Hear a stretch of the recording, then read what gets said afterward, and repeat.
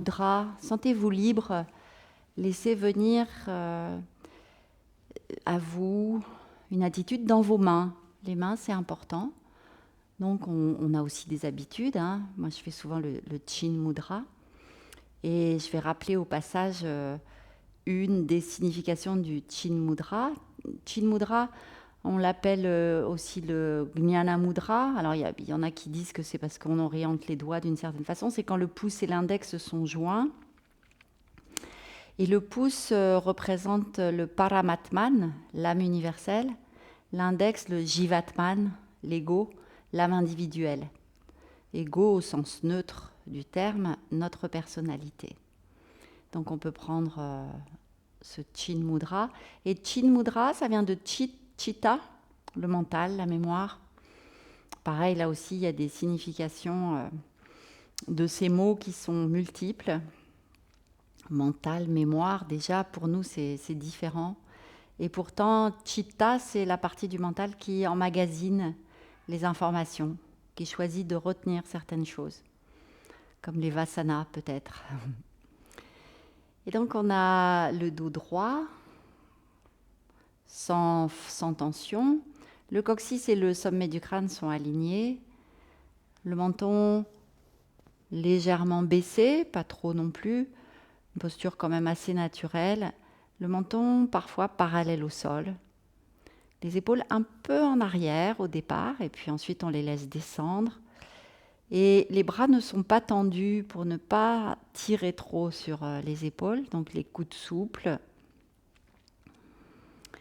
Les mains dans cette posture que vous avez choisie, ce geste des mains, très naturel pour vous. Vos mains sont déposées, on sent le poids des mains, on sent le poids des épaules qui tirent vers le sol. Surtout quand on inspire, un peu comme si quelqu'un appuyait sur nos épaules. On prend conscience de notre assise, des os de fessiers, les jambes, les genoux qui sont censés être en contact avec le sol. C'est pour cette raison qu'on surélève le bassin. Mais comme on est dans le yin, on peut avoir une posture confortable. Si jamais vous choisissez de faire ce genre de petite méditation à vos élèves, ils pourront s'asseoir un peu comme ils veulent, avec des supports. La base, l'assise, le contact avec la terre, le coccyx, le chakra racine, Muladhara. Et puis le long de la colonne vertébrale, on remonte doucement jusqu'au sommet de la tête. Chakra couronne, chakra cosmique, Sahasrara, 1000 pétales au-dessus de la tête. Et donc on observe une élévation, un étirement naturel de la colonne vertébrale à l'inspiration. On laisse le souffle naturel pour le moment. Et on peut observer que les épaules s'abaissent à l'expiration et qu'on s'enfonce dans la terre. Et on va juste faire ça, quelques respirations.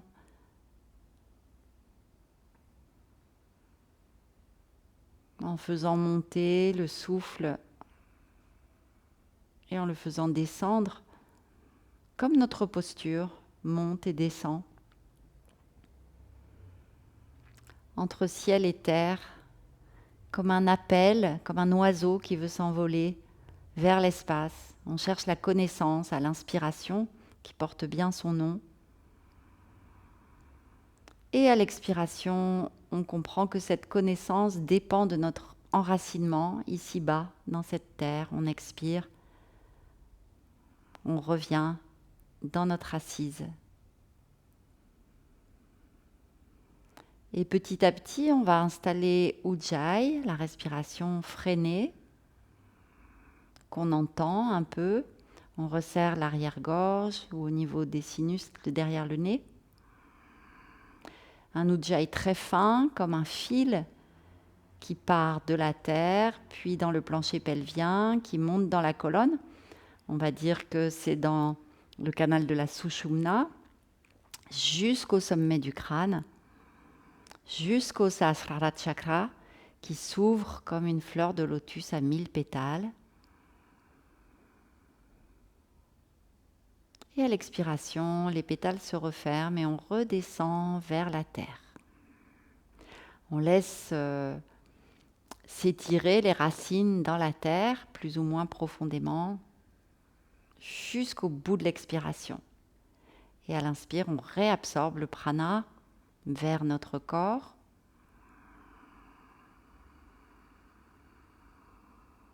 Poumon plein, on laisse s'épanouir le lotus sur la tête à partir de la fontanelle. Et à l'expiration, on revient vers la terre.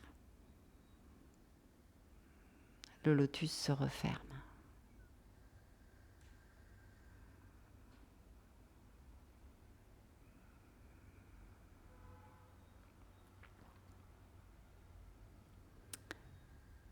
Et puis on ne fait plus rien, le regard se pose naturellement entre les sourcils, le mental est canalisé par le fait qu'on est entré dans l'observation des sensations. L'observateur en nous, drashta, drashtu, est éveillé.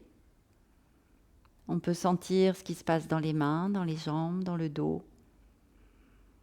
On a conscience de l'endroit où on se trouve, ce qu'on est venu y faire.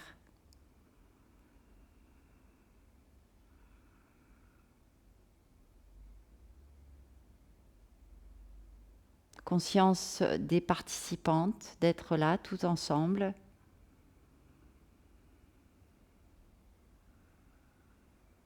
Pour la bonne cause, si on peut dire, pour nous, pour les autres, pour le partage, pour la reconnexion, pour revenir à l'essentiel. L'essentiel, l'invisible, le non manifesté.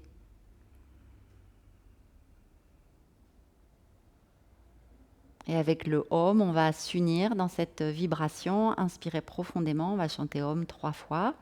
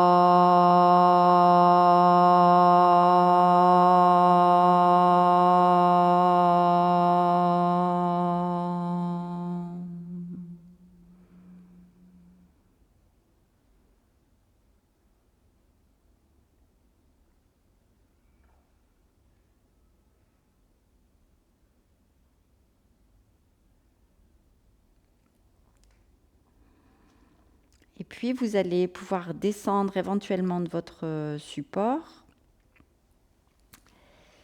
Et vous pouvez rester aussi sur le support et ouvrir les jambes comme ça. C'est la posture de la libellule. Alors, on a peut-être envie, après la posture assise, de restructurer un peu les genoux. On peut contracter les genoux un peu. Et pour l'instant, on va rester là, donc avec support ou pas. Vous pouvez vous mettre dans l'autre sens si vous voulez. Tout le monde a des grandes jambes. Et on reste là. Les mains, vous choisissez, mais il faut que ce soit détendu. Sauf peut-être pour l'instant, on contracte un peu les genoux après la posture assise.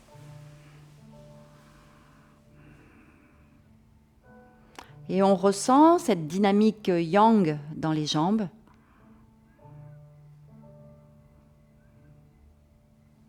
Puis on va relâcher les jambes, relâcher les pieds. La colonne vertébrale est quand même droite.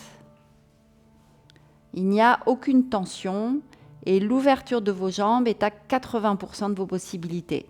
Et 80%, ce sera la règle pour toutes les postures.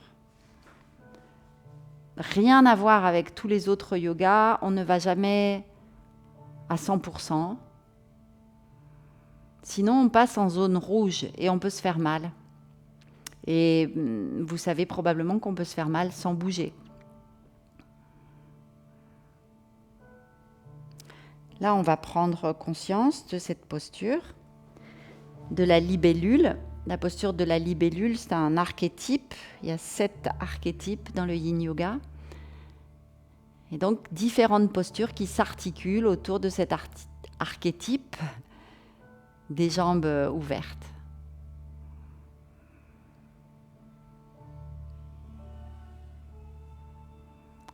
Alors, qu'est-ce qu'on fait maintenant qu'on est dans cette posture ?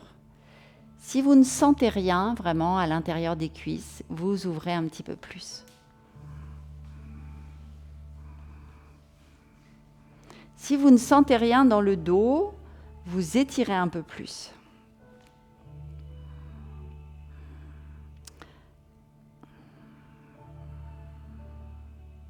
On replace la conscience de la colonne vertébrale. Pensez à détendre les orteils.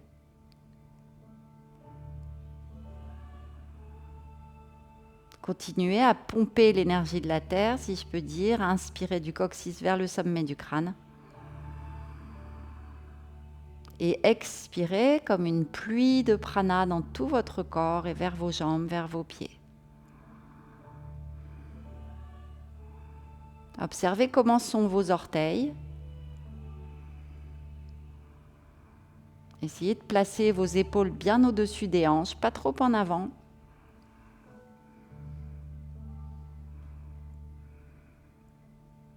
Sentez où il y a de la tension. La tension, ce qu'on appelle la tension dans ce yoga, c'est là où est l'étirement. Et on va aussi parler de compression, tension et compression. Où est la compression ? Elle devrait être au niveau de l'articulation coxo-fémorale. Est-ce qu'il y a de la tension dans le dos ? Comment avez-vous choisi de placer vos mains ? Et voilà, et si on sent qu'il y a trop de tension, on peut prendre un support. Donc pour les gens hyperactifs, c'est assez difficile.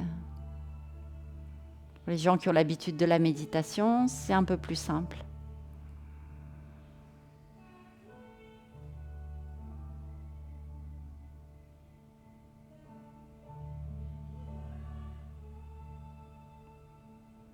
Et on peut se demander qui est cette personne dans ce corps.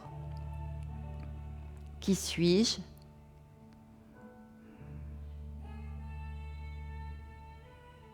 Quelqu'un qui respire. Quelque chose qui est habité par la respiration. 2 pieds avec des orteils.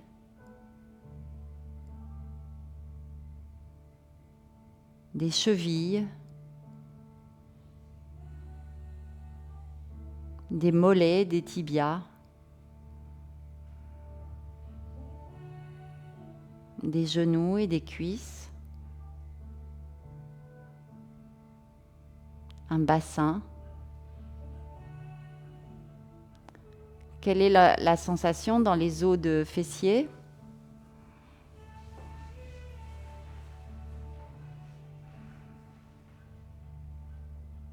Est-ce qu'on peut sentir de l'énergie dans le coccyx et faire monter cette énergie en inspirant ? Et expirez dans toute la posture.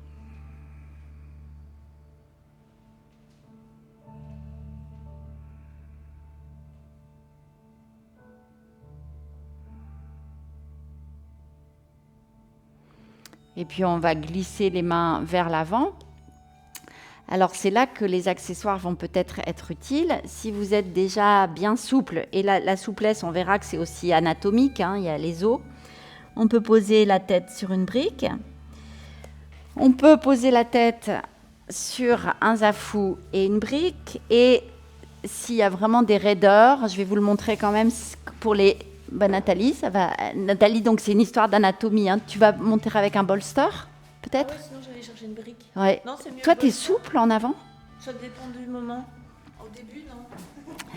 Je montre, je te pique 2 secondes. Voilà, bah c'est ça. Merci, c'est bon, c'est fait. Voilà comment on met le bolster quand les gens sont un petit peu plus raides. Et cette raideur, elle n'est pas du tout parce qu'on ne fait pas assez de yoga, elle est due à la forme, vraiment à l'anatomie. Il y a d'autres choses, hein, si tu veux, Anaë, il y a plein d'autres supports. Elle est due à la forme de la tête fémorale dans la cavité de l'os. On peut aussi mettre 2 briques, une brique sous une brique.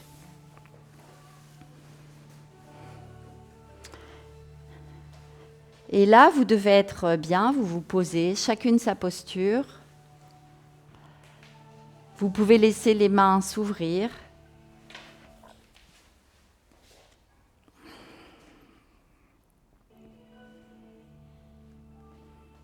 Et on va essayer de rester quelques minutes ici.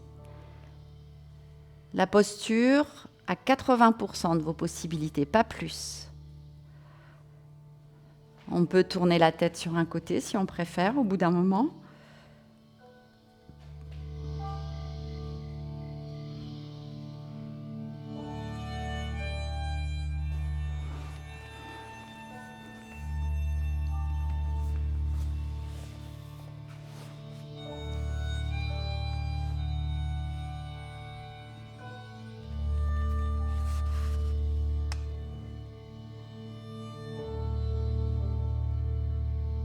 On peut garder le trajet respiratoire si ça vous plaît.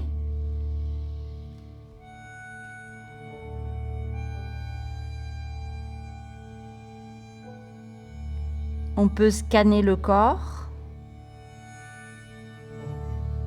trouver les zones de tension et les zones de compression.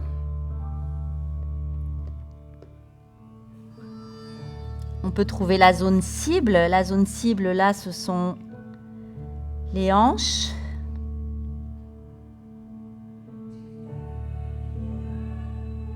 On peut trouver les méridiens qui sont stimulés.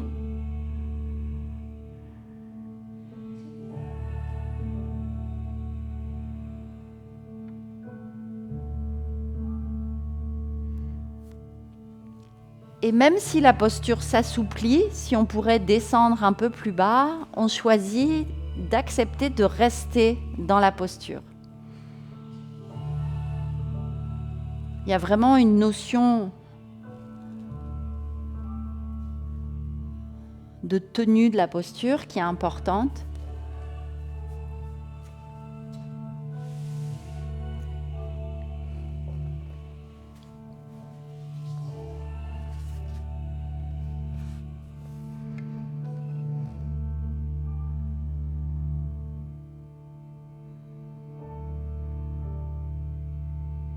Et on peut aussi se concentrer dans Ajna Chakra, entre les sourcils,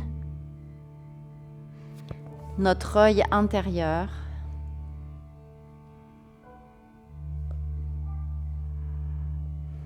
Si on est posé sur le front, c'est pour stimuler ce chakra. Si vous êtes sur le côté, c'est différent, mais ça peut être bien aussi.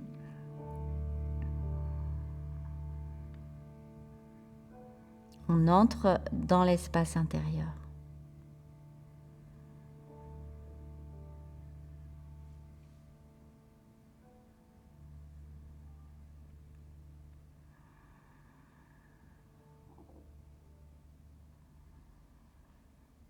Restez dans la pleine conscience de la posture et voyez si vous pouvez libérer des zones au niveau des épaules, de la nuque et du haut du dos.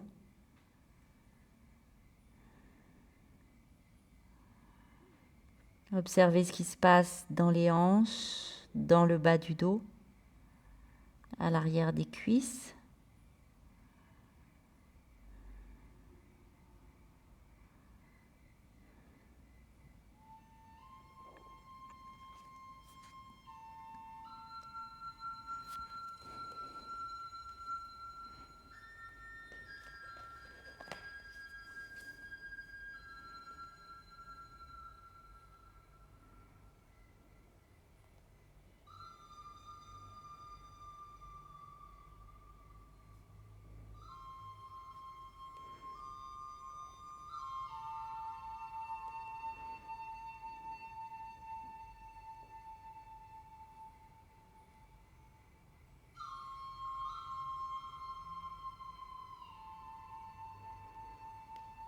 ciel et terre demeurent.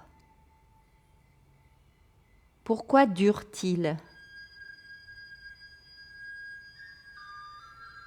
Ils ne vivent pas pour eux-mêmes. Ainsi continuent-ils d'exister. De même, le sage s'efface et par là, il apparaît. Il s'oublie lui-même et atteint le vivant. Par le détachement, il réalise sa perfection.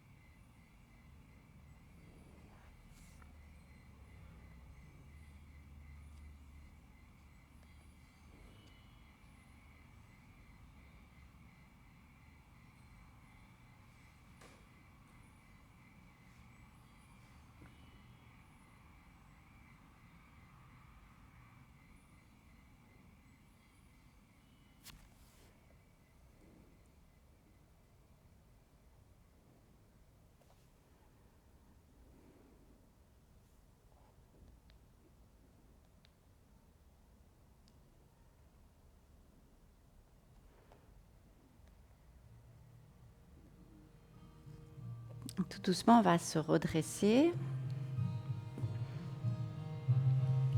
Et on va se mettre dans la posture de l'ange, qui est comme ça, le front vers les genoux. Vous pouvez aussi mettre vos mains sur les genoux. Vous pouvez aussi mettre une brique si c'est trop bas.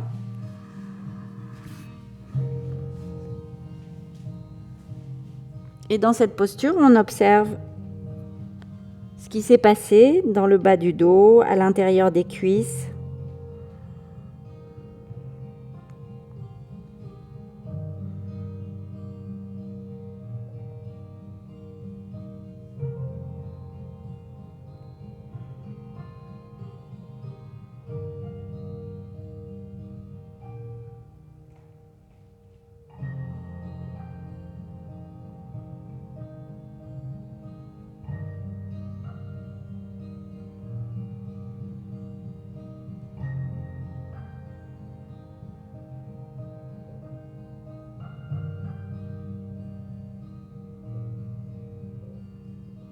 Et à nouveau, on scanne la posture. Les pensées sont toujours canalisées, on est toujours bien présente.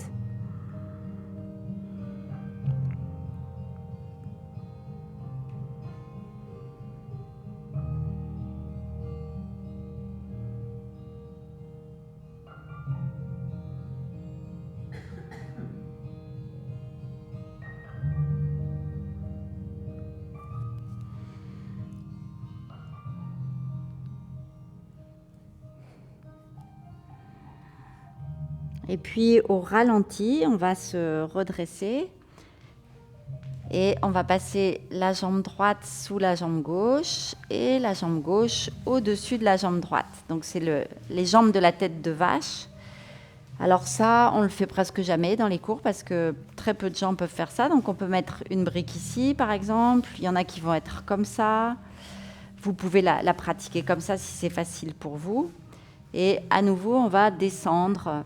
On peut mettre une brique sous le front, encore une posture vers le bas qui vient un peu en contre-posture de celle qu'on a fait avant. Ne vous faites pas mal, il ne faut absolument pas que ça fasse mal. Vous pouvez mettre ce que vous voulez entre vos jambes et puis vous descendez. Vous pouvez aussi être en appui sur les mains.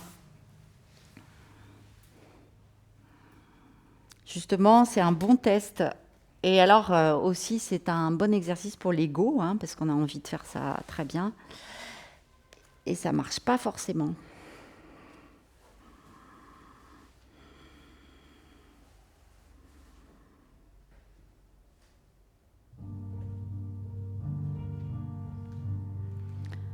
Donc là, on a d'autres choses qui se passent au niveau du bassin.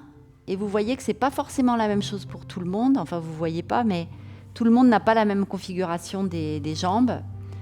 Donc l'effet est complètement différent selon les personnes.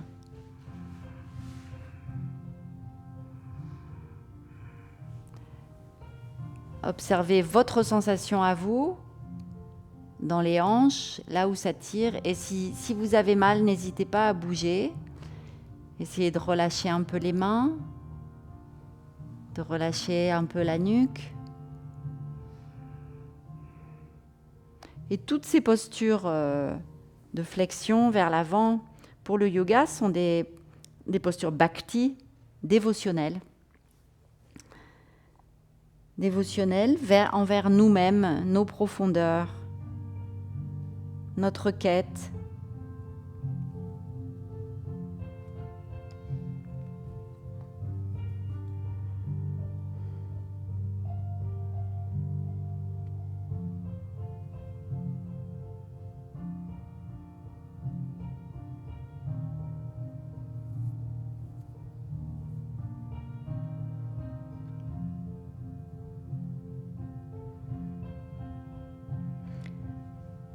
Peut-on, par l'âme du corps, embrasser l'âme de l'esprit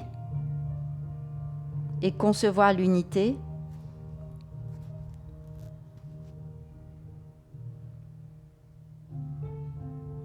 Peut-on concentrer l'expire et l'inspire du souffle et le rendre aussi souple que celui du bébé ?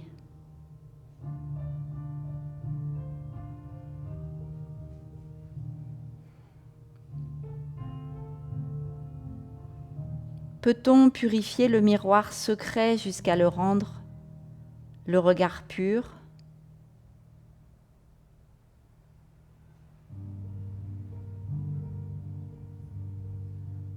Peut-on gouverner l'État et veiller sur le peuple par la pratique du non-agir ?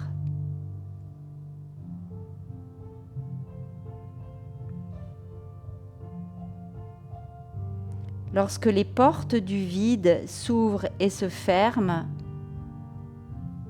sait-on demeurer passif, telle la femme, pénétrer les 4 directions sans en rien savoir, créer et développer, produire sans posséder, agir sans retenir, multiplier sans contraindre. Ceci se nomme vertu mystérieuse. Et on va sortir doucement de la posture, décroiser les jambes. Et prenez la posture qui vous convient. Vous pouvez revenir dans la posture de l'ange ou rester assis ou ouvrir les jambes si vous préférez. Posture de rebond quelques instants pour observer l'effet dans les articulations coxo-fémorales, le bassin, le dos, la nuque, les épaules, les pieds.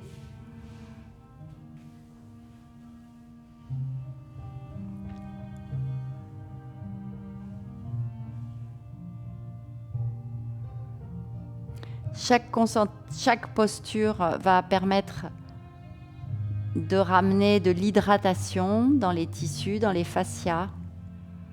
Chaque compression amène plus de fluidité. Et puis on va changer de côté pour les jambes. Et puis se déposer dans la posture, peut-être avec les bras ouverts.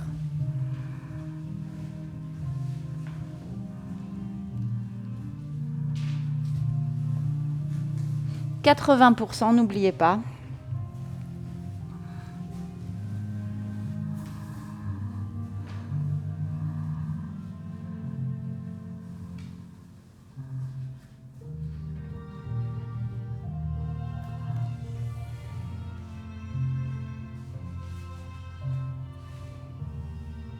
Mettez bien des supports et vous verrez qu'avec vos élèves, ça va être plus compliqué. C'est le genre de posture qu'on ne fait pas souvent.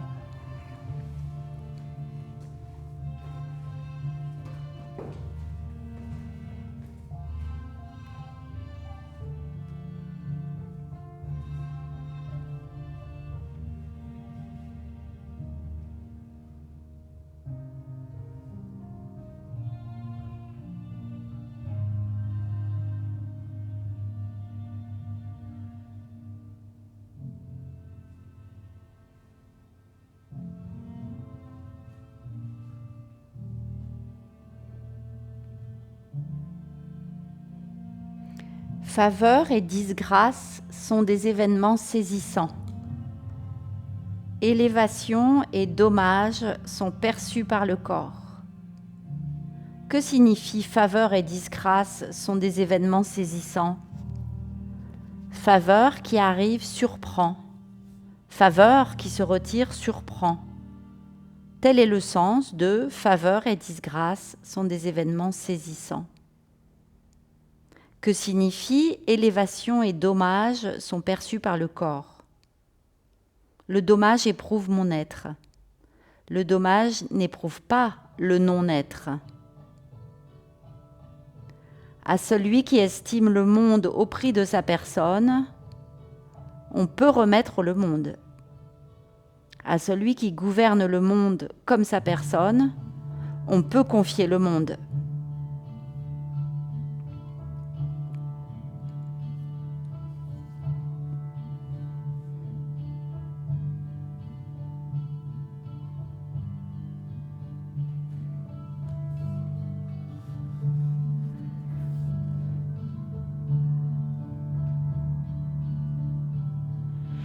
On observe les tiraillements, la zone de tension, zone cible des hanches, à l'intérieur, à l'extérieur.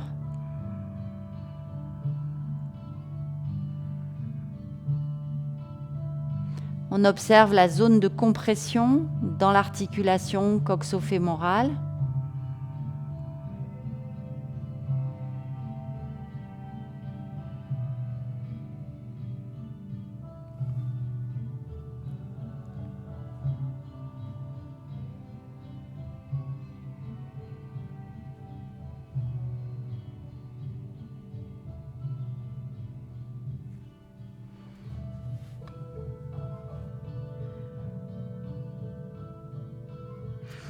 Et on observe comment on réagit à tout ça, à cette posture un peu contraignante quand même.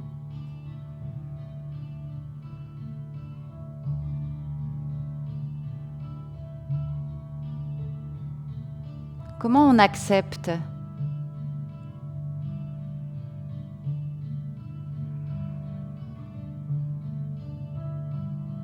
En pleine conscience de ce qui se passe.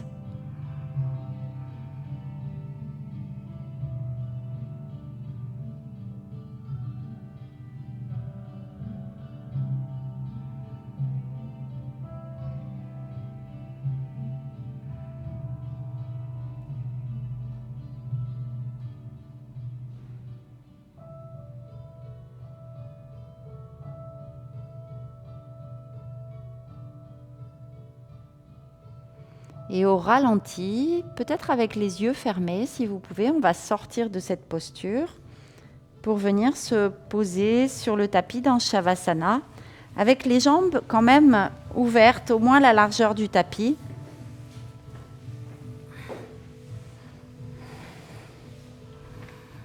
Pour bien laisser les hanches s'ouvrir.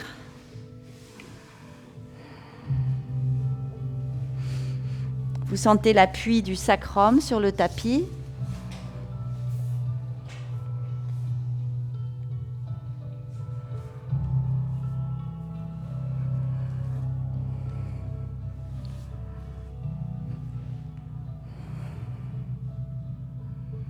Et on sent maintenant que ça circule dans les hanches, dans le ventre.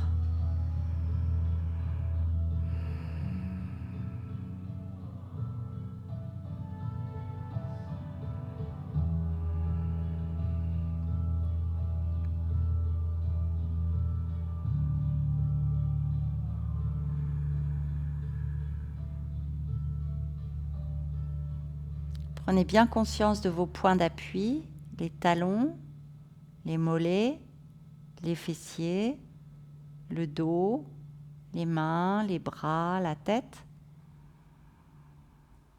Prenez conscience de votre souffle.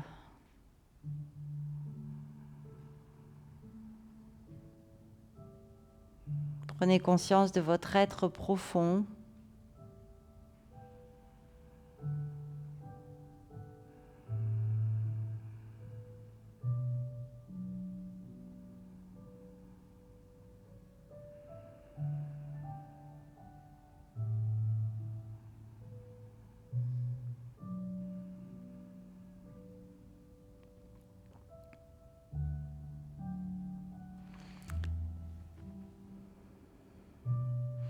très très doucement, au ralenti, on se relève. Et on va prendre la posture du cerf latéral. Et la posture du cerf, elle est comme ça. On a les jambes un peu en carré. On va mettre la jambe droite devant, la jambe gauche derrière. Donc ça dépend des gens. Il y en a, ils vont être comme ça. Mais au départ, on essaye d'être comme ça. Et latéral, on va s'appuyer donc sur le côté droit pour stimuler cette zone du foie. On se couche comme ça. Alors, ça peut être la tête sur le bras. On va ouvrir un petit peu vers la gauche et peut-être le bras gauche par-dessus. Il y a des gens qui ont besoin d'avoir quelque chose sous la tête. Il y en a d'autres, tout va bien. On peut être comme ça. Donc, vous voyez, si vous pouvez vraiment étirer le côté gauche en ayant le bras gauche soulevé. S'il y a un problème d'épaule, on peut mettre la main ailleurs. Trouvez votre posture. Ça peut être un bolster. On veut vraiment stimuler, Audrey, il faut vraiment que ça touche la taille. Il faut vraiment que vous ayez quelque chose qui pousse la taille à droite.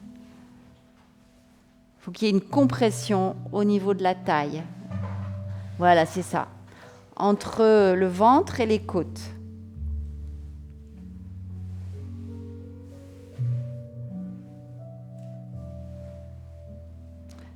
Sans que ça fasse mal.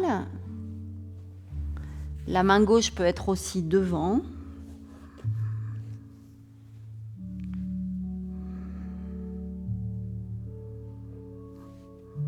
Et à nouveau, on regarde ce qui se passe sur ce côté droit. Avec cette configuration des jambes, les jambes du cerf, le pied droit au-dessus du genou gauche.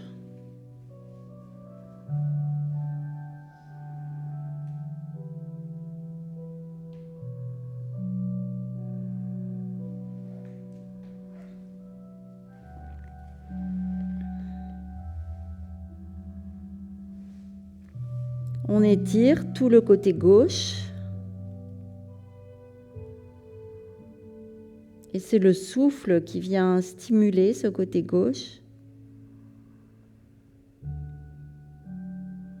Dans l'abdomen, on laisse beaucoup d'espace dans le côté gauche.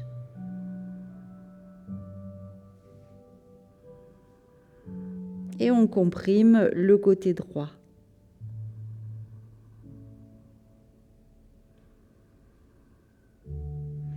Observez comme le souffle est important dans la posture.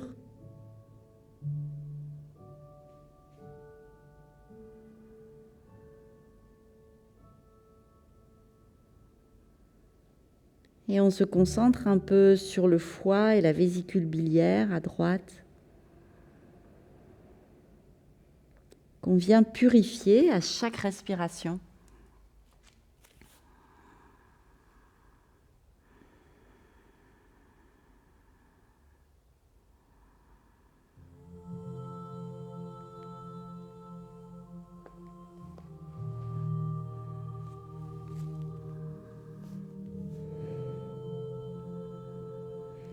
Et on se concentre sur Pingala, Nadi, la narine droite, le Nadi de droite dans la colonne, tout le côté droit du corps. Et on ramène du prana dans ce côté droit.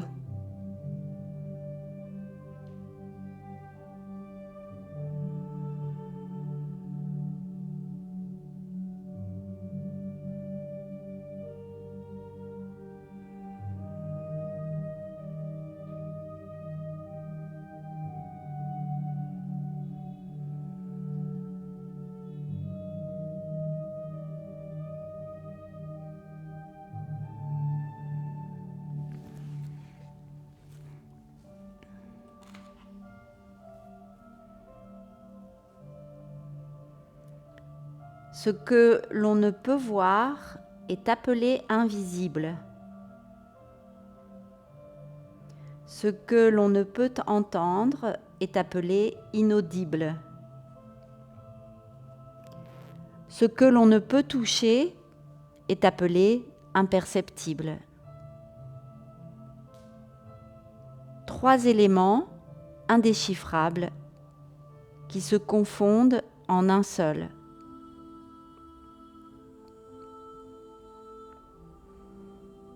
L'aspect supérieur est non lumineux. L'aspect inférieur est non obscur. Indéfini, il ne peut être nommé. Forme sans forme, image sans image, clair-obscur indistinct. On ne peut voir son visage, ni suivre son dos. Pourtant, qui suit l'antique voie saura maîtriser le présent. Connaître l'origine revient à marcher sur la voie.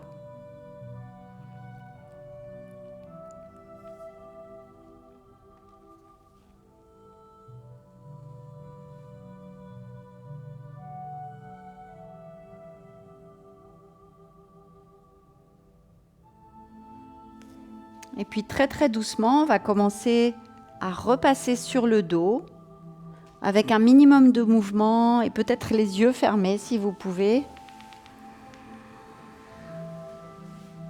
On revient sur le dos.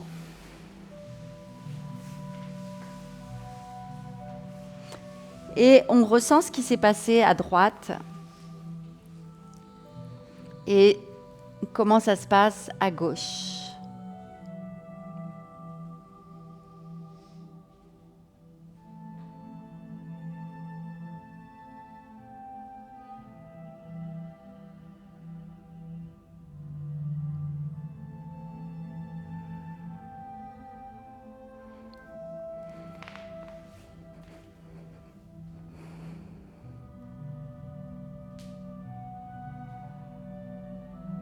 Dans l'abdomen, peut-être une plus grande conscience des organes à droite.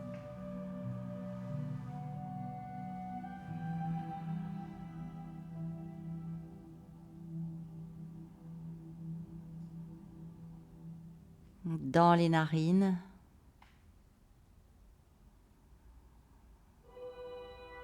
Les 2 côtés du corps.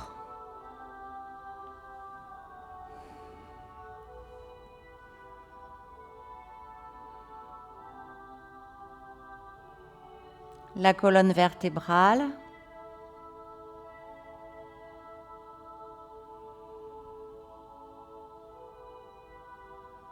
La respiration.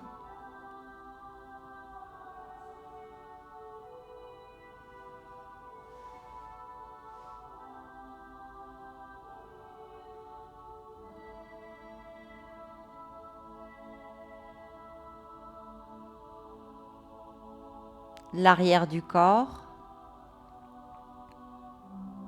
L'avant du corps.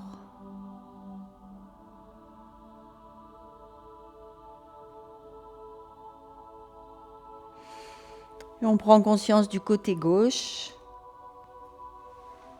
pour commencer à venir se placer de l'autre côté avec toujours les jambes du cerf, les genoux décalés, la brique, le bolster ou le zafou entre les côtes et l'abdomen, la tête posée et peut-être le bras droit au-dessus pour favoriser un étirement du dessus du corps.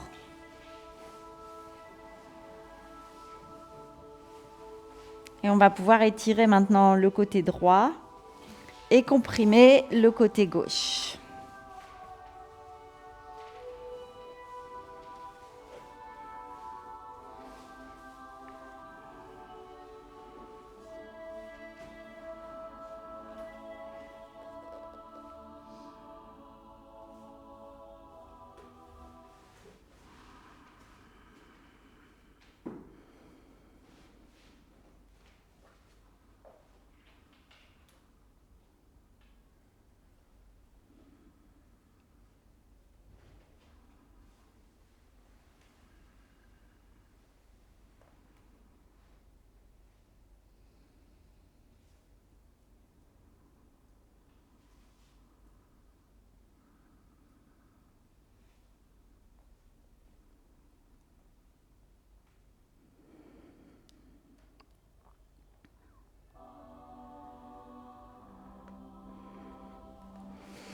Côté gauche, l'estomac, la rate,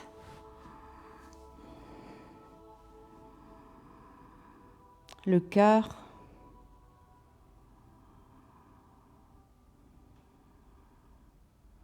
et la respiration qui produit un massage sur cette compression des organes abdominaux.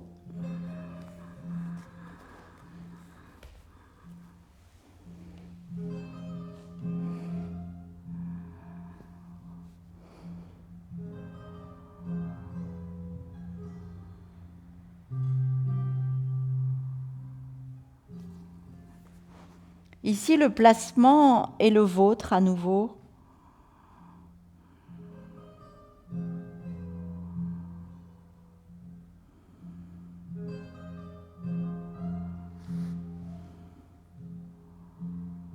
On peut remonter plus ou moins les genoux. On peut abaisser plus ou moins le support, mais il n'est pas sous les hanches et pas trop sous l'épaule.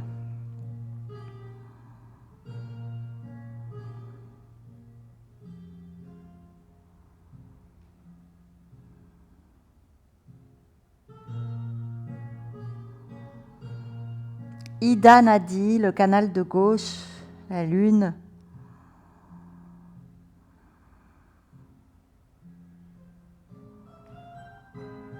Et le prana qui vient nettoyer l'estomac.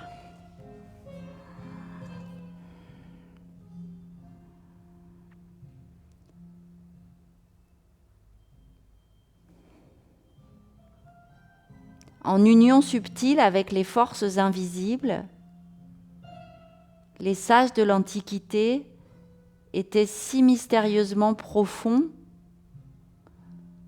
qu'on ne pouvait les connaître et à peine les décrire. Hésitant, comme qui passe une rivière en hiver, prudent, comme celui qui craint l'environnement, digne comme un hôte, muable comme la glace qui peut fondre, simple comme un bois non taillé, creux comme la vallée, obscur comme de l'eau opaque. Il savait passer doucement dans l'immobilité et du trouble à la clarté, puis par le mouvement, du calme à l'action, préservant leurs expériences. Ils ne désiraient pas être remplis et n'étant jamais emplis, ils savaient être usés et pourtant toujours se renouveler.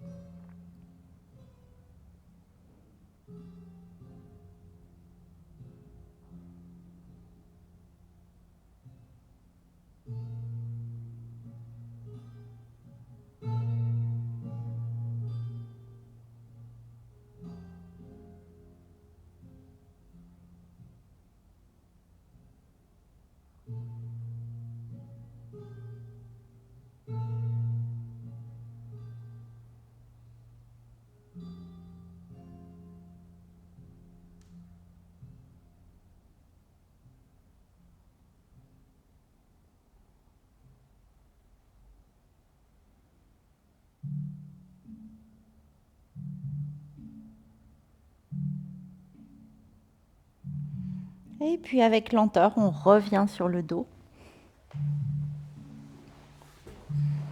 En gardant les yeux fermés, c'est encore mieux.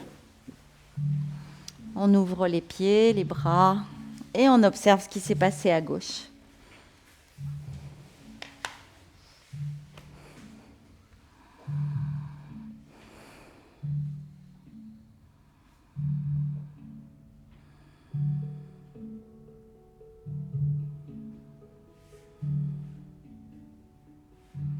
et l'importance de la respiration sur ces organes abdominaux, le bercement du souffle.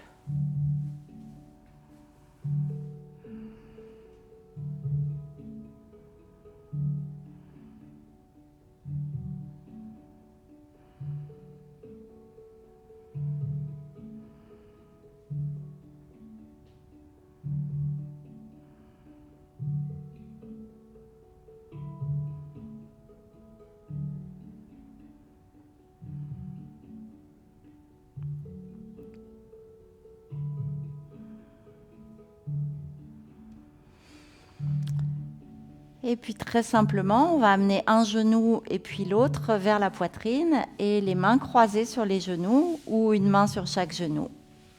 Pour une posture, Apanasana, qui appartient à l'archétype de l'escargot.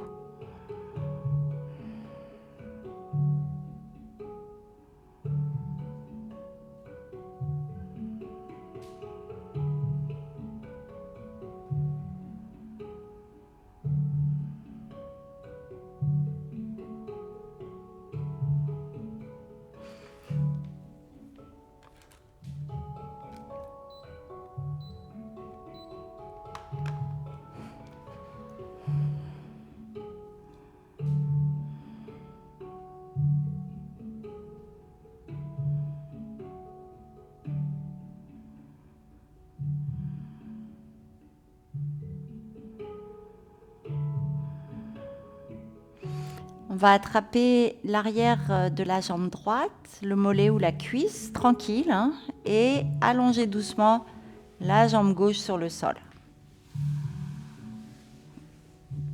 Pas d'effort physique, pas de performance physique. Ça s'étire en douceur, vous pourrez changer les mains de place. Et pour les personnes lambda, on fait ça avec une sangle. Si vous avez une sangle, si vous avez envie de la prendre, vous pouvez. Mais tenue très souplement, à l'opposé vraiment du yoga Iyengar.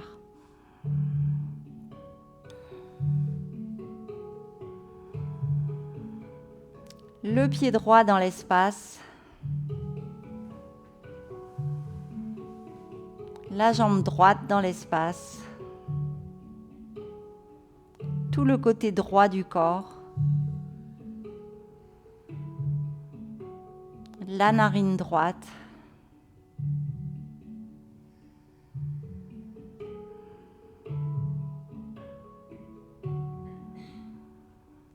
Où est la tension? Où est la compression?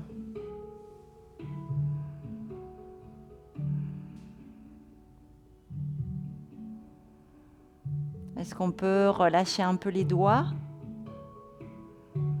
Est-ce qu'on peut adoucir encore la posture, mais sans supprimer la tension et la compression à 80%?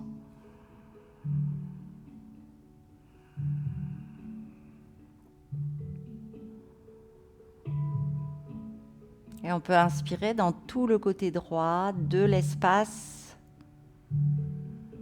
vers la tête, vers la terre,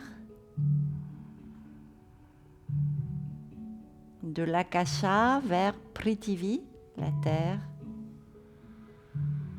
On est déjà dans une posture inversée, totalement asymétrique. Comment on accepte cette asymétrie? Ici, certaines personnes auront besoin de soulever le bassin avec un support.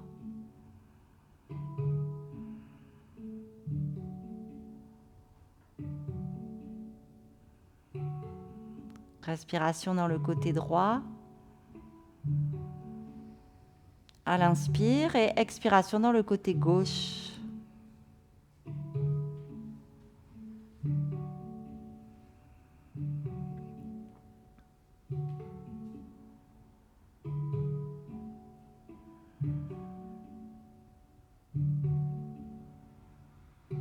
Comment sont les mains et les coudes? Comment sont les épaules? la hanche droite et toute la jambe droite.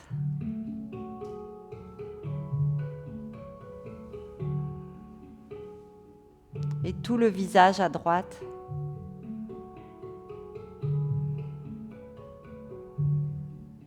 Comment est le pied droit?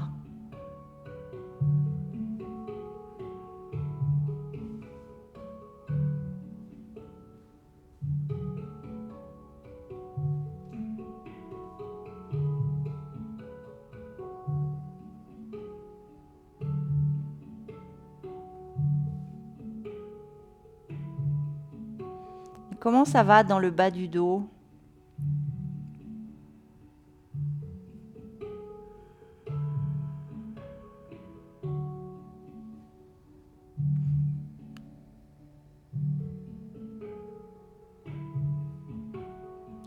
Jamais les mains derrière le genou pour ne pas couper la circulation.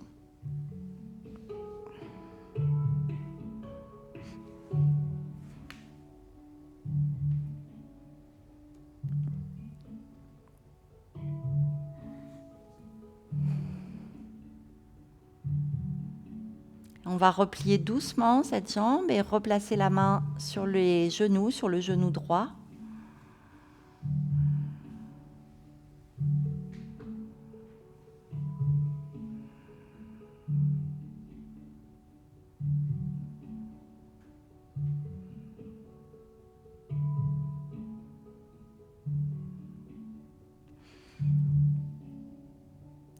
Puis laisser le pied droit glisser sur le sol. Et observer les sensations à droite.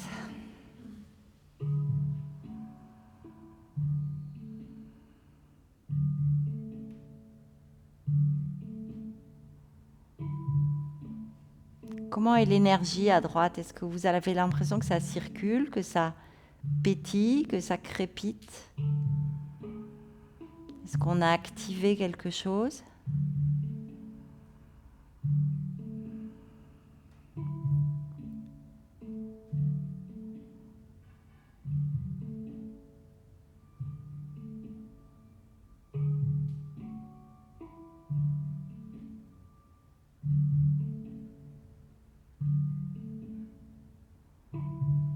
Est-ce qu'on peut comparer avec le côté gauche?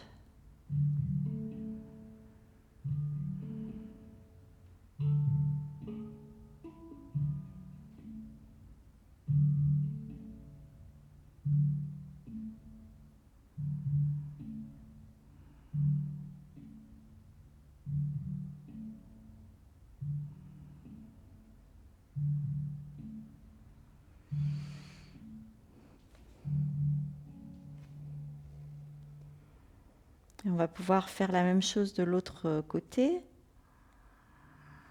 On soulève doucement la jambe gauche. On attrape l'arrière de la cuisse ou le mollet si vous avez des grands bras. Et puis on déplie la jambe, mais tout en souplesse. Peut-être que vous avez besoin d'un support sous le bassin, peut-être pas.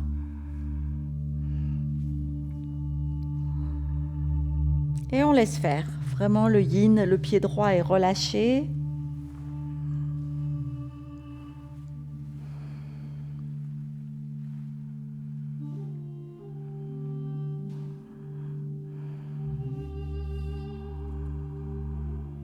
Ça doit tirer un petit peu dans l'ischio-jambier à gauche, peut-être un petit peu dans le fessier, le bas du dos. À vous de voir pour aller jusqu'à vos 80%.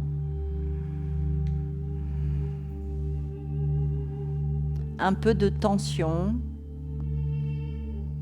On parle aussi d'amener du stress dans un endroit volontairement. La compression au niveau de la hanche, de l'articulation coxo-fémorale.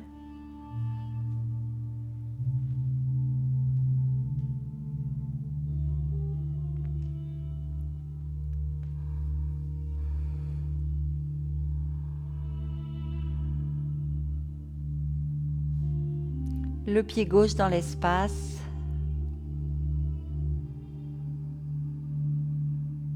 Le nadi de gauche, Ida, nadi.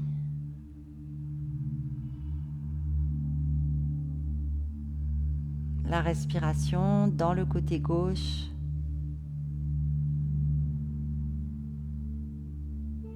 De l'espace à la tête à l'inspire.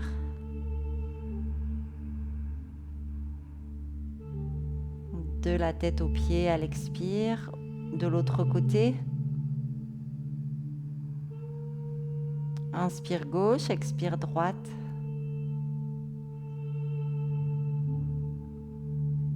Est-ce qu'il y a des résistances quelque part ?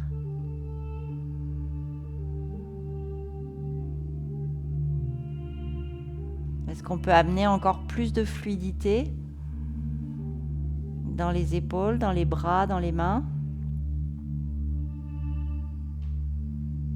Plus de fluidité dans le souffle, dans le ventre. Et comment est l'omoplate gauche et l'omoplate droite ?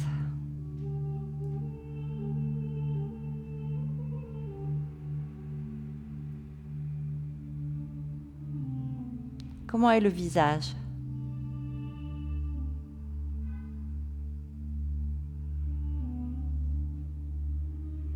Et à l'intérieur de la tête,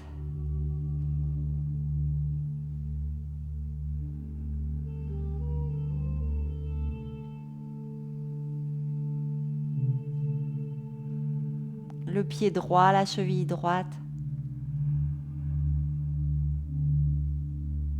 toute la jambe droite, le fessier, la hanche droite,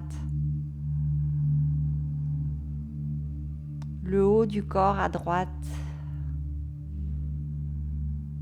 le bras, l'épaule, toute la tête à droite. Inspire gauche, expire droite.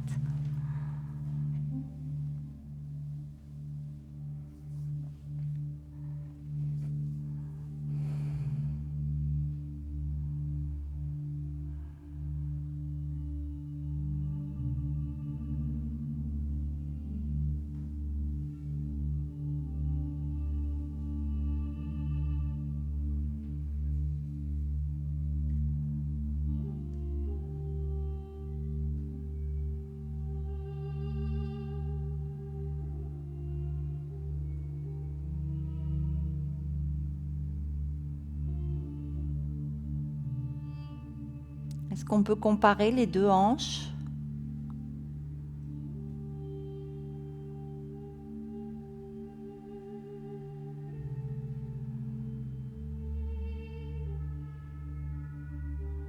Les deux talons,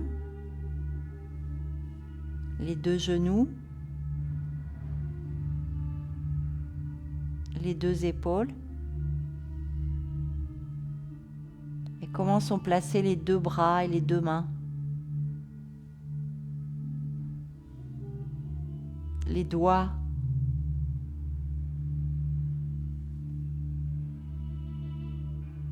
Le visage.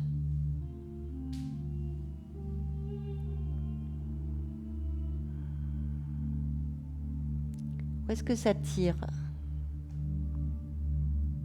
Et est-ce qu'on accepte l'immobilité ?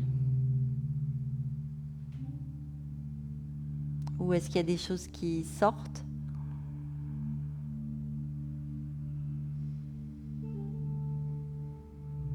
Et tout doucement, on va replier ce genou gauche, les mains sur le genou. On se pose là quelques instants.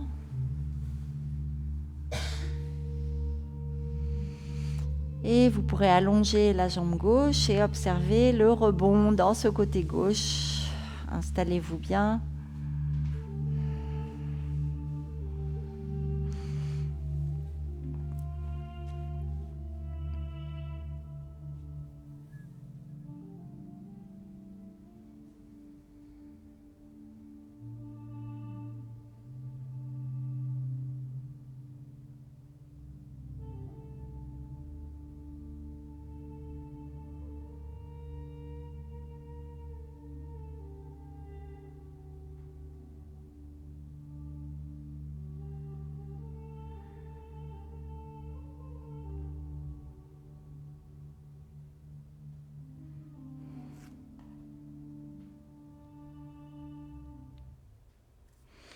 Et puis on va maintenant placer un support sous le thorax pour faire comme le poisson, hein, si vous faites les postures restauratives de l'Iyengar, on connaît ça. Donc comme le poisson, un peu en dessous des omoplates. Ça peut être une brique, ça peut être tout un bolster ou un zafu. La tête peut être dans le sol, mais beaucoup de personnes n'aiment pas, donc place à un support. Dans le yin yoga, on récupère tous les gens qui ont des problèmes, donc faut souvent adapter. Mais l'important, c'est que le thorax soit ouvert, les jambes ne sont pas croisées. J'avais les jambes croisées. Vous pouvez laisser les pieds s'ouvrir et vous pouvez monter plus ou moins votre brique sur des tranches différentes si vous voulez. Parfois plus haut, parfois plus bas. Et on va ouvrir les bras vers le haut, les bras en cactus si ça va pour vous. Pour cette ouverture du cœur et du diaphragme.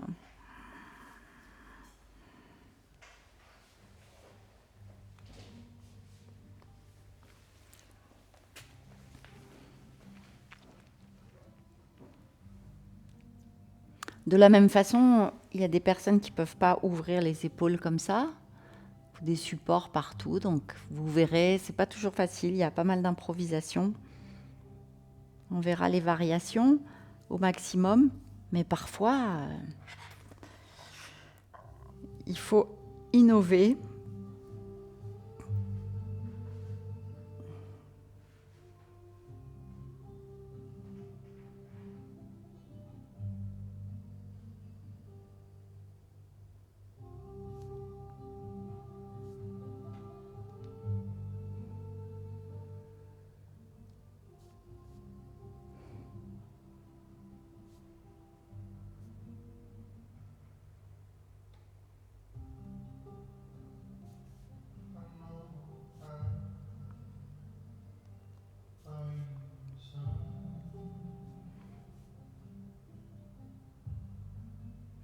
Rompre avec l'étude délivre des soucis.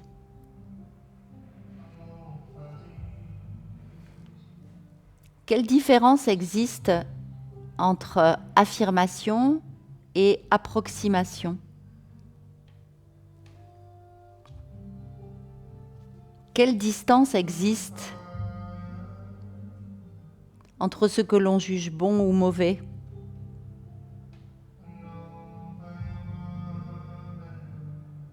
La crainte et la peur de l'homme. Il faut la polir au-delà de toute limite.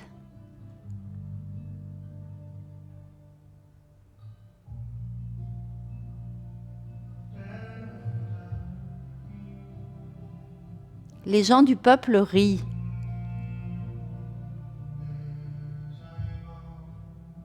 Comme s'ils festoyaient à la fête de Tai Lao.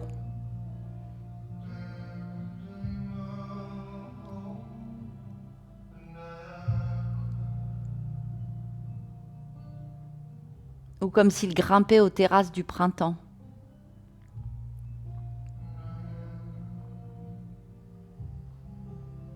Seul je reste, l'esprit vide, sans signe révélé, comme le tout nouveau-né qui ne sait pas rire, errant sans but et comme sans logis. Chacun gère ses possessions.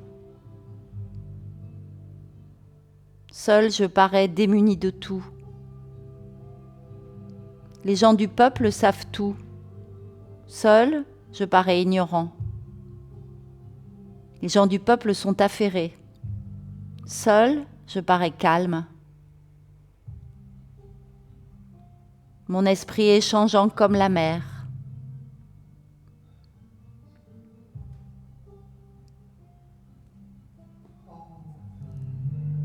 Il souffle léger comme le vent, libre comme l'air.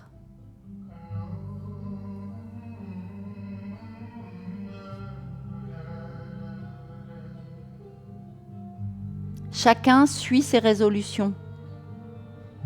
Seul, je parais gauche et inutile.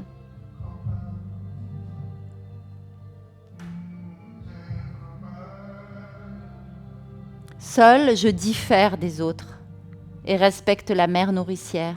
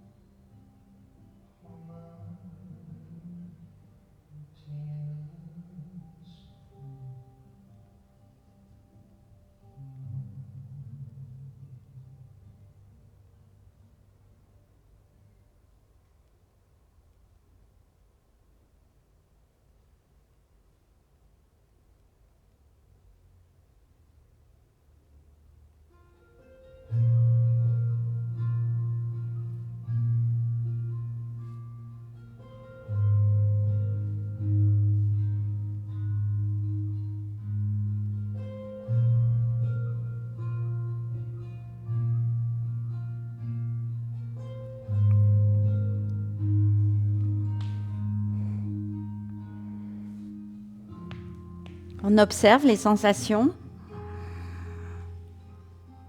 l'étirement des côtes et la place laissée au diaphragme. Le chakra Manipura, entre le nombril et le diaphragme, un réservoir de prana, l'énergie du feu dans cette zone.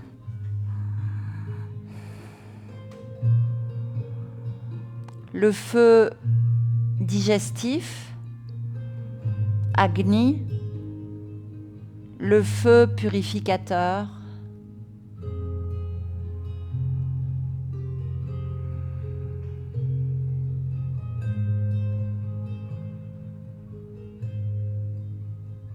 le feu de la lumière. Ce chakra est relié à la vision, à la vue.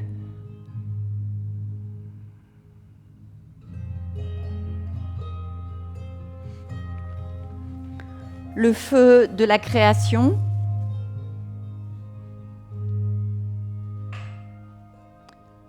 le feu de l'expression de notre personnalité. Ce chakra est relié à l'ego. Avec notre souffle discipliné, nous équilibrons l'ego, tentant d'éliminer les blessures, les colères, chakra du feu, colère intestine, rancœur, acidité. On laisse sortir une fumée sombre à l'expiration qui se dissout dans l'espace.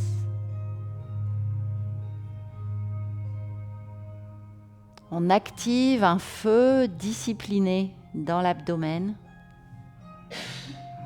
comme un grand soleil bien posé qui brille avec sagesse.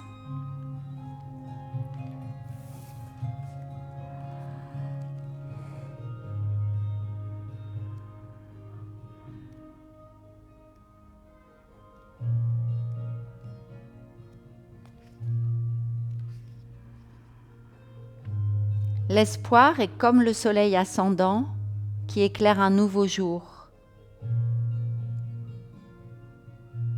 Nourris l'espoir dans ton cœur, comme le jour se nourrit de la lumière du soleil.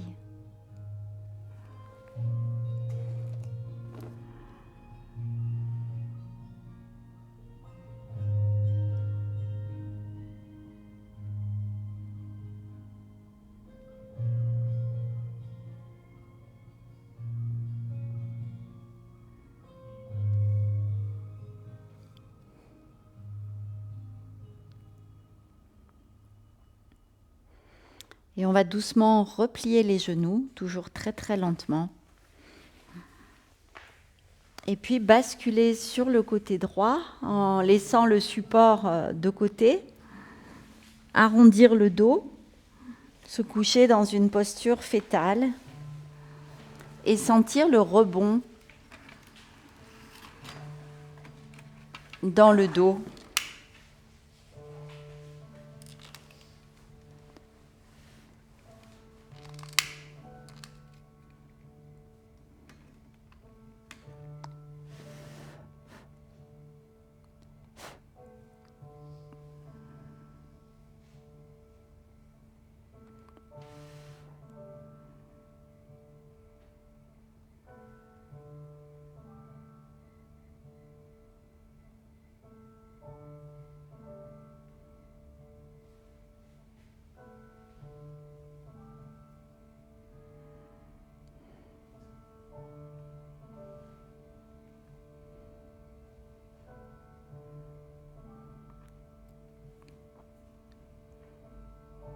Quelles sont les sensations dans le haut du dos ?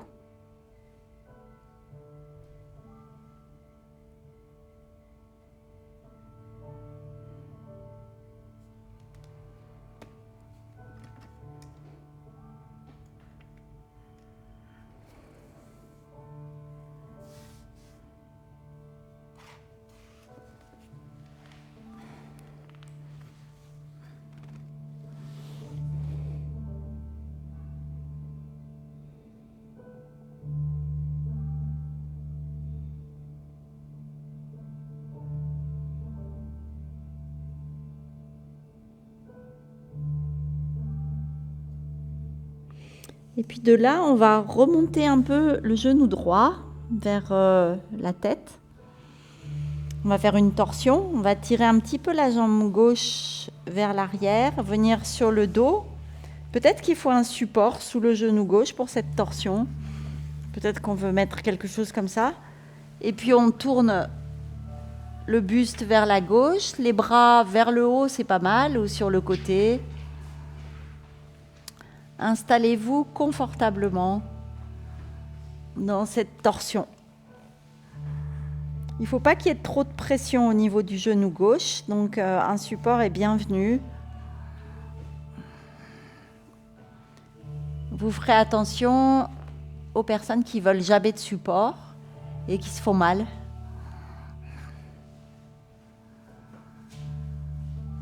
Donc maintenant, ce chakra est tordu puisque la torsion se fait au niveau des lombaires.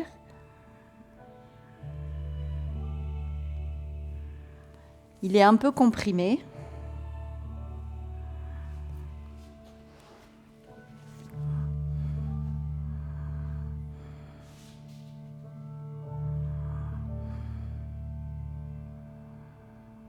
On observe tout ce côté gauche à nouveau qui s'étire.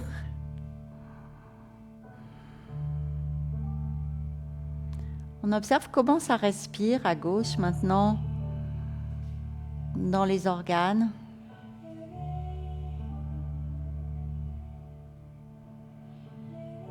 Ida Nadi.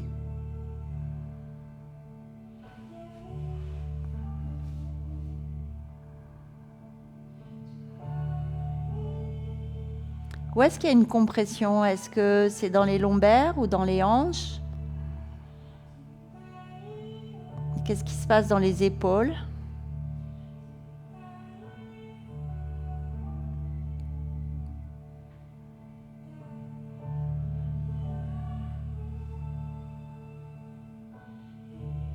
Comment sont vos mains et quelles sont les sensations dans les mains?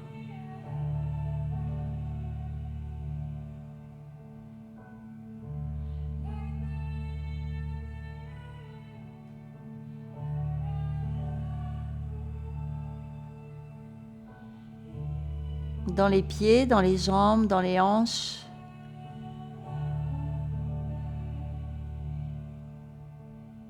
Où est la tension? Est-ce que ça s'étire dans la cuisse, dans la taille, dans la nuque? N'oubliez pas de créer un étirement, une tension quelque part. 80%.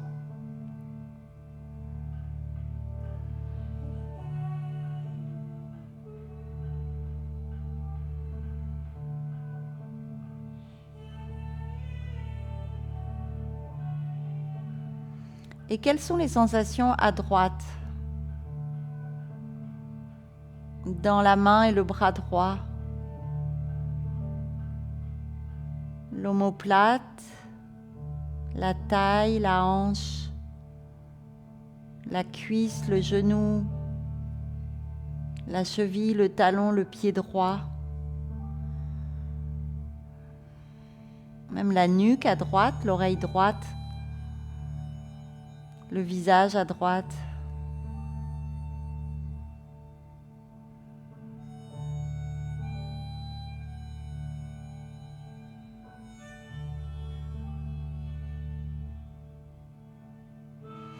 À gauche, à droite, narine gauche, narine droite. Voyez si vous pouvez caler votre souffle d'une manière ou d'une autre dans cette asymétrie.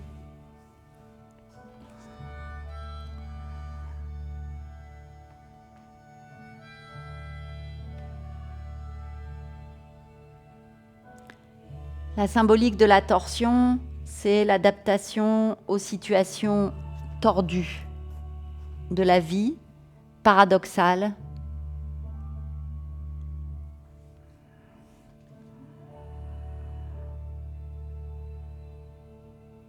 L'adaptation.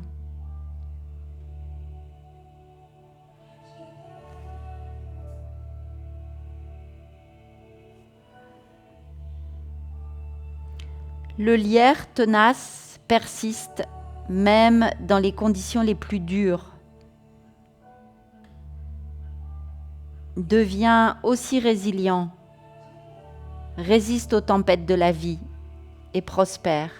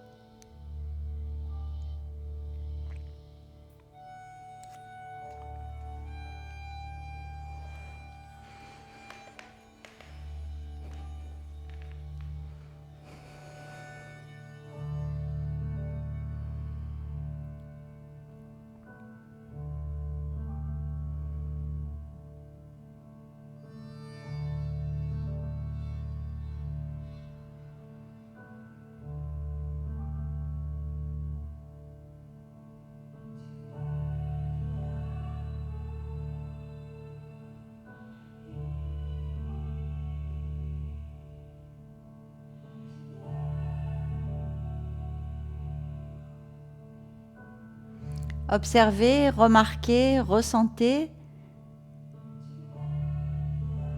et essayez de voir ce que vous pourriez dire à vos élèves sur les sensations, ce qui se passe dans cette posture.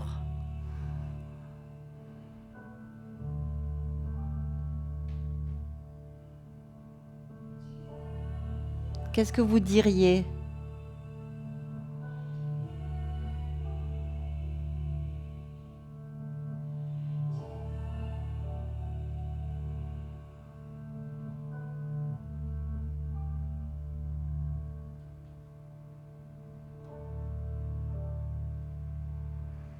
Et puis au ralenti, on va revenir au centre, les bras le long du corps, les genoux en contact et les pieds espacés.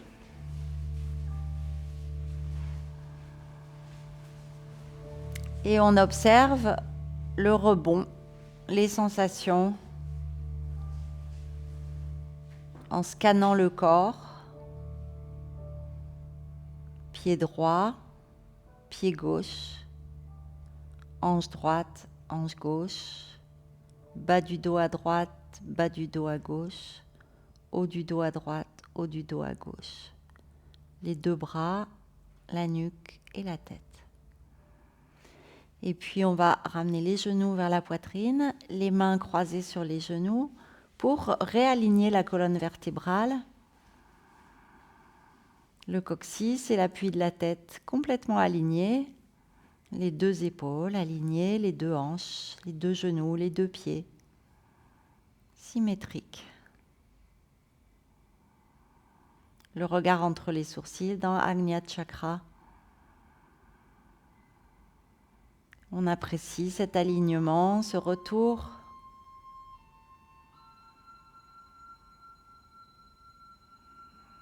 Les deux omoplates s'enfoncent dans le sol à chaque expiration. Les genoux se rapprochent imperceptiblement de la poitrine à chaque expiration. Les mains et les épaules deviennent plus lourdes.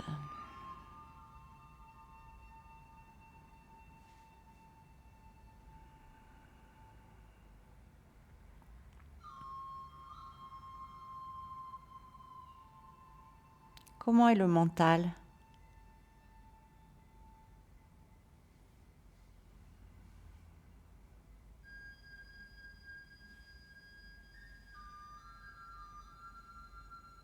Comment est la respiration ?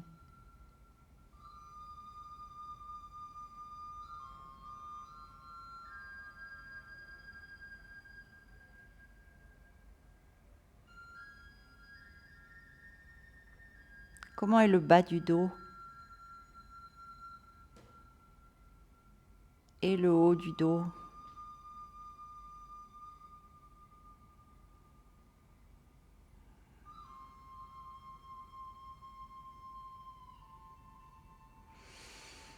Tout doucement, on va reposer les pieds sur les bords externes du tapis. On va ouvrir les bras et laisser les genoux tomber vers la gauche et tourner la tête à droite, peut-être un support sous le genou droit ou sous le genou gauche pour pas qu'il y ait trop de tension. On tourne la tête à droite.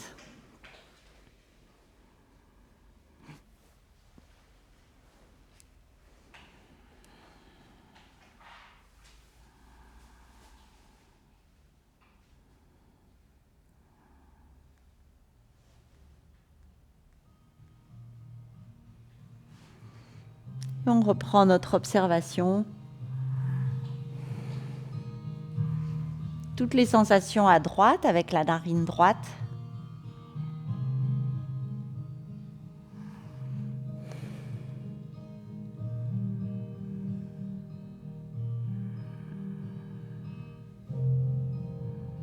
L'étirement de la cuisse droite et de la poitrine, de l'aisselle peut-être.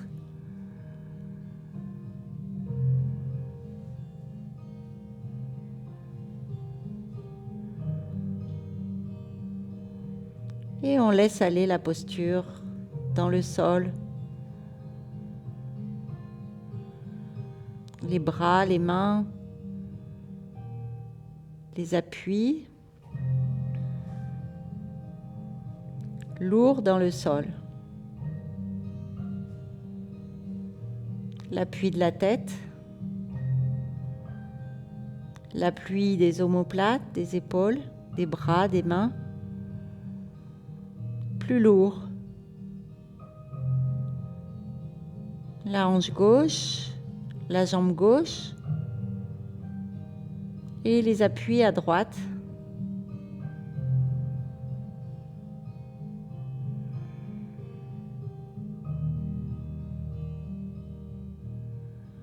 L'adaptation.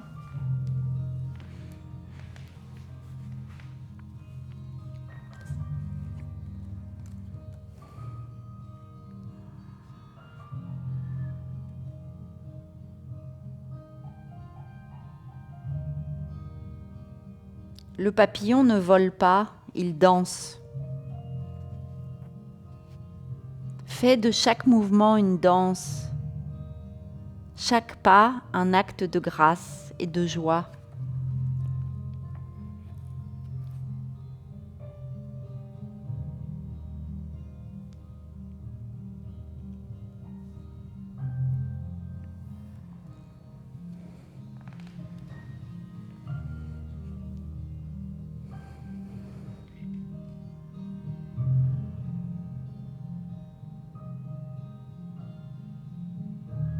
Tout le côté droit, tout le côté gauche.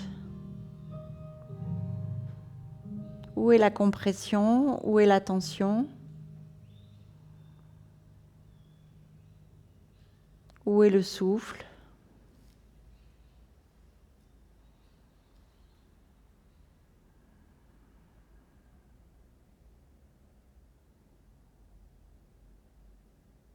Est-ce qu'on peut amener de la grâce dans la posture?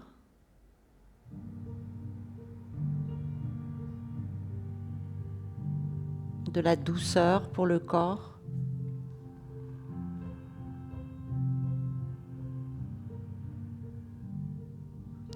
De la place pour se reconnecter à notre vraie nature?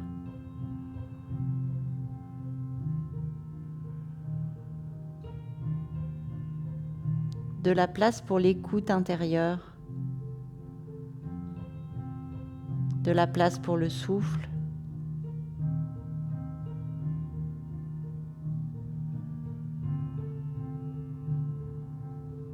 De la place pour être disponible?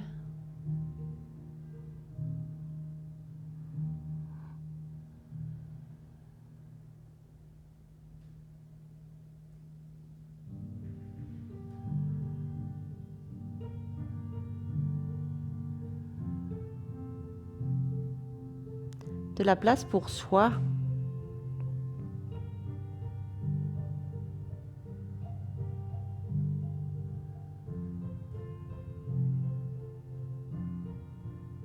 Et de la place pour les autres?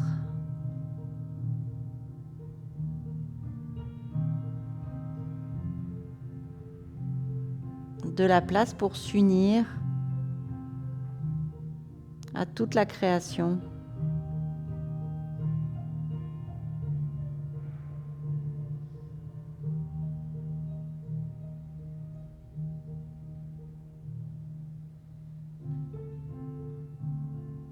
Prenez conscience de l'espace tout autour.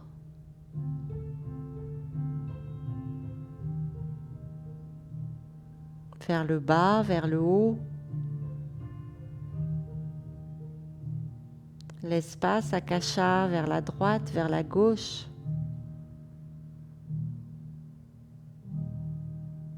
L'espace à l'intérieur du corps. Et l'espace dans la tête.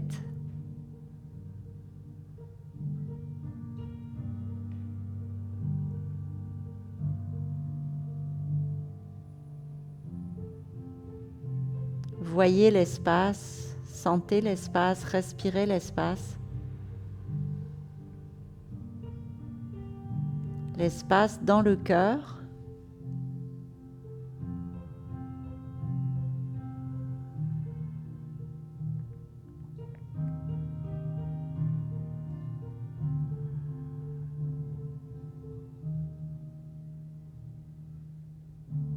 L'espace dans le côté droit et dans le côté gauche.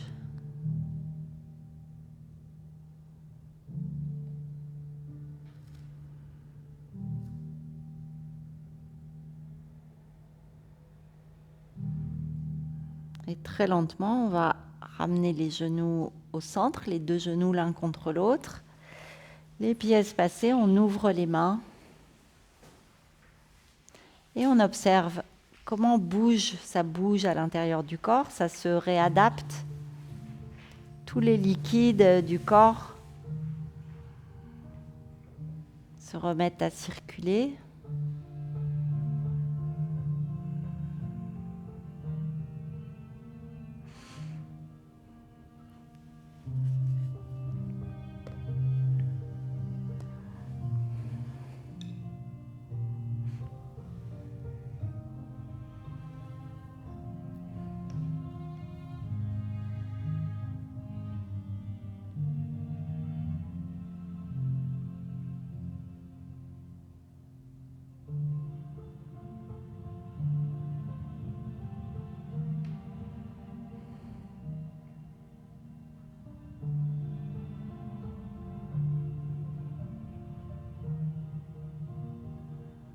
Côté droit, côté gauche. On reste dans l'introspection.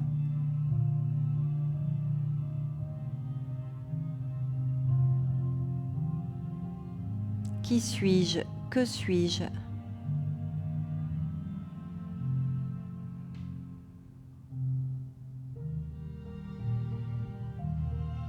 On ne répond pas intellectuellement à cette question.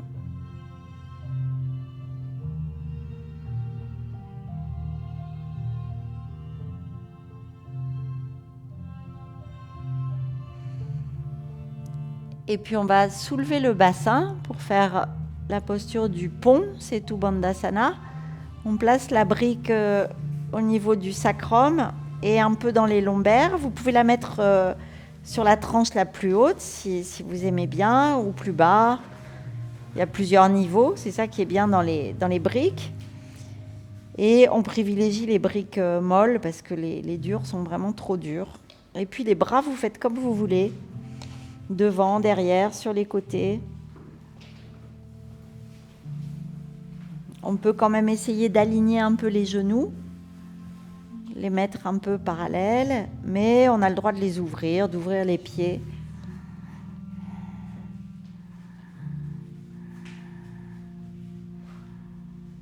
Et on est maintenant dans une posture d'inversion. Le sang remonte vers la tête. On dégage un petit peu le menton de la poitrine pour irriguer la gorge.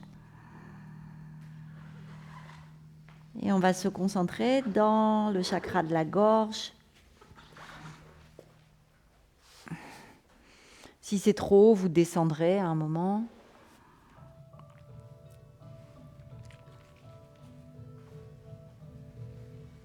Alors, il n'y a pas de règle pour le sens de la brique, hein. Pas comme dans les cours Iyengar qui veulent qu'on respecte le sens du corps, l'alignement avec la brique.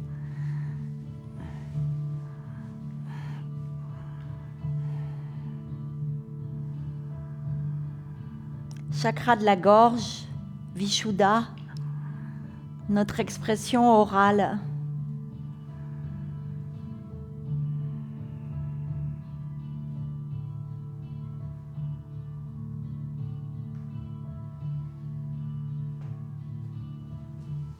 La communication.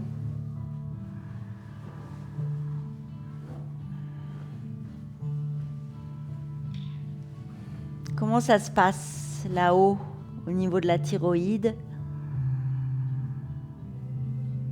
de la voix? On dit aussi que c'est un chakra spirituel, le chakra de la spiritualité. Le chakra par lequel on va s'exprimer, qui est aussi le chakra du vide.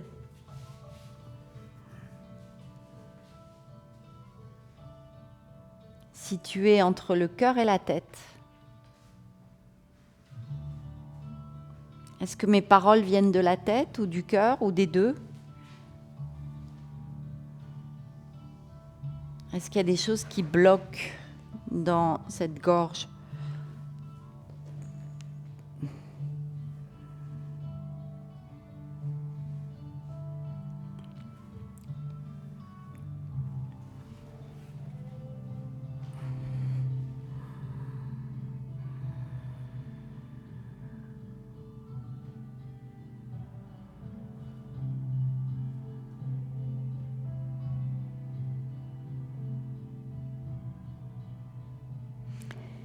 Et puis aussi le deuxième chakra, Svadhisthana, au niveau du sacrum. Le chakra des plaisirs, de l'eau, de tous les liquides du corps. Chakra de la procréation.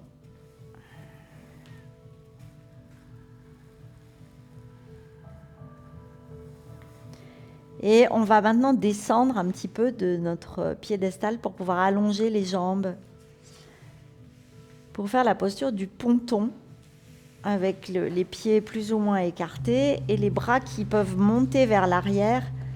Un immense étirement de tout l'avant du corps et des fascias et des psoas. On va encore libérer les hanches, le diaphragme. Ça peut faire mal au lombaire, attention. Placez bien votre support, peut-être davantage sur le sacrum pour ne pas avoir mal au lombaire. Sacrum coccyx. Ne soyez pas trop exigeante parce que vous verrez que même le yin yoga peut donner des courbatures. On remue profondément. Attention aux moindres douleurs.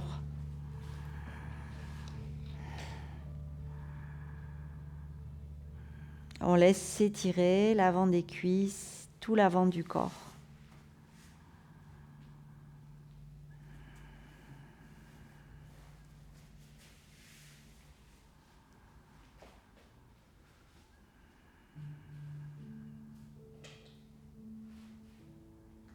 Et on va inspirer dans tout l'avant du corps, des pieds à la tête, et expirer dans tout l'arrière du corps, de la tête aux pieds. Comme une boucle.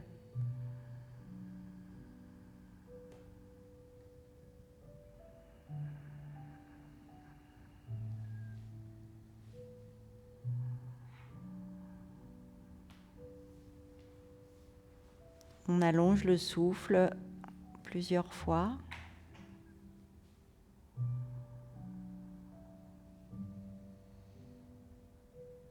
Observez toutes les sensations pour vous dans cette posture et ce que vous pourriez dire à vos élèves.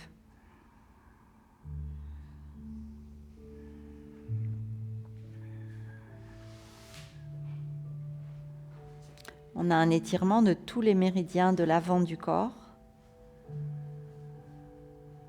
le long des jambes, dans les bras, dans l'abdomen.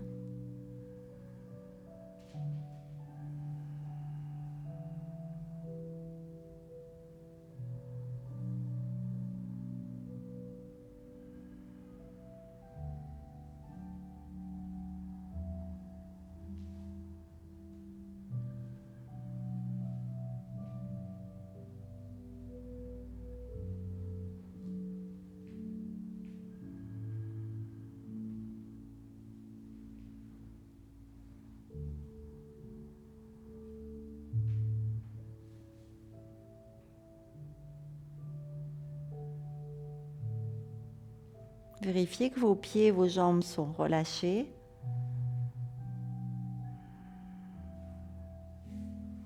Déplacez la brique si vous sentez que ça tire dans les lombaires.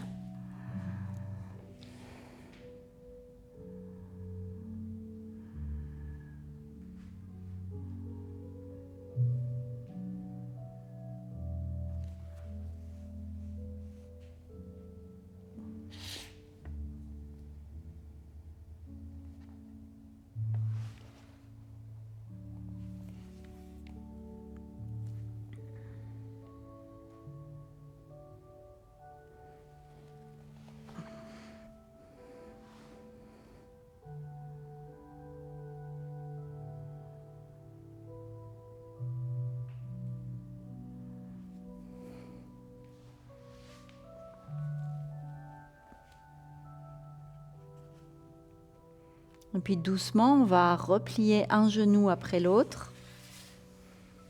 Et à nouveau, passer sur le côté droit pour se coucher en position de fœtus, en position fœtale.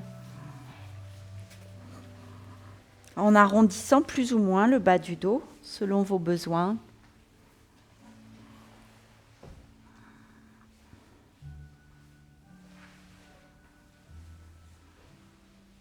plutôt genoux à droite, mais c'est pas grave, hein, restez où vous êtes. Relâchez bien, laissez le bas du dos s'arrondir.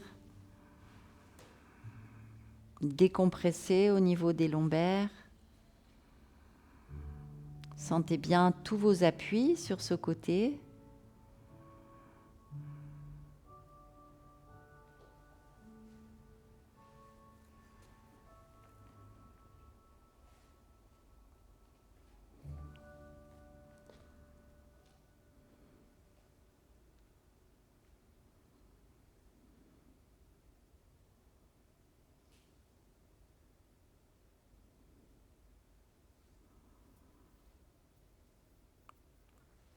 Et puis respirez un peu plus profondément.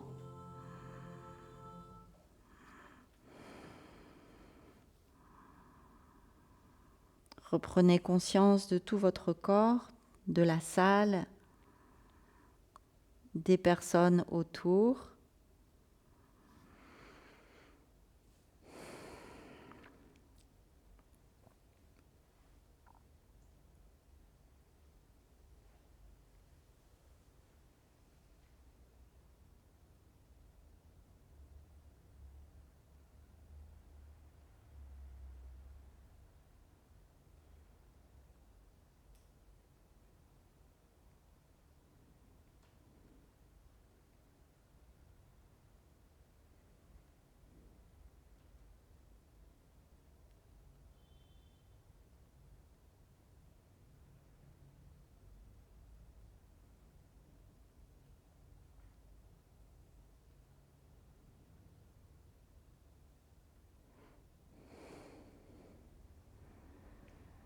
Et vous allez pouvoir revenir vous asseoir, garder les yeux fermés encore quelques instants si c'est possible. On prend le temps de se poser quelques instants.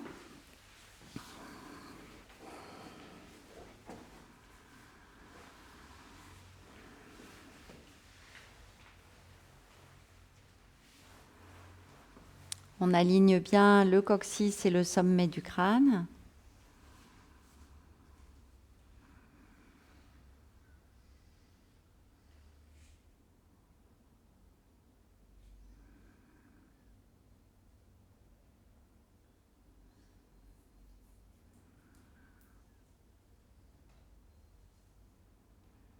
Les épaules détendues, complètement présentes dans la posture, présentes ici et maintenant, comme le recommande le Tao. On maîtrise le présent.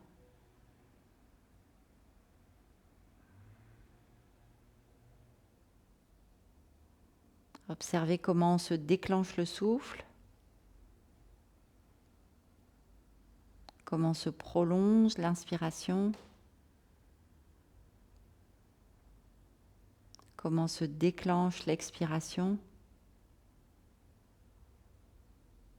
Observez comment se déclenche l'expiration et comment elle se prolonge. Et ainsi de suite.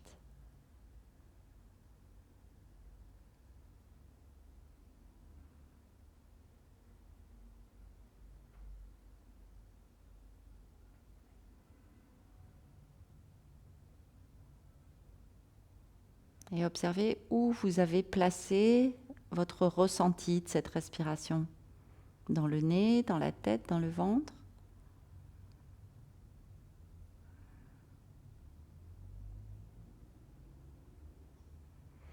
Et puis vous pouvez faire une affirmation. Répétez quelque chose que vous souhaitez comme si c'était déjà là. Un mot, une phrase, un mantra.